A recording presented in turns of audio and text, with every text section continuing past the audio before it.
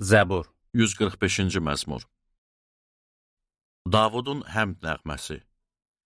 Ey padşahım olan Allahım, səni yüksəldəcəyəm.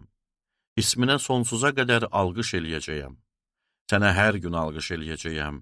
İsminə əbədili həmd eləyəcəyəm. Rəbb əzəmətlidir, bol həm də layiqdir. Onun əzəməti insan ağlına sığmaz.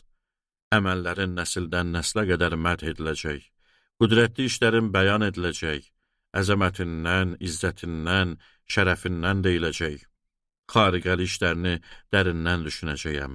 İnsanlar zəhimli işlərinin qüdrətindən danışacaq. Sənin əzəmətini elan eləyəcəyəm.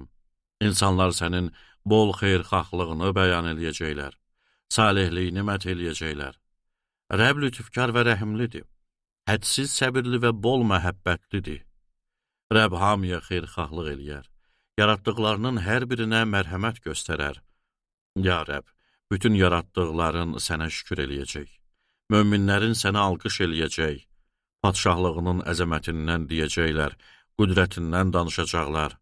Qoy bəşər övladları sənin qüdrətini, padşahlığının izzətini, əzəmətini bilsin. Sənin padşahlığın əbədi padşahlıqdır. Səltənətin nəsildən nəslə qədər uzanır. Rəbb yıxılanların hamısına dayaqdır. Qəddə əylənlərin hamısını qaldırır. Ya Rəbb, hamının gözü sənə baxır. Vaxtı-vaxtında onlara azuqa verirsən, əlini açırsan, bütün canlıları doyunca yedirirsən. Rəbb bütün yollarında adildir, hər işində sadiqdir.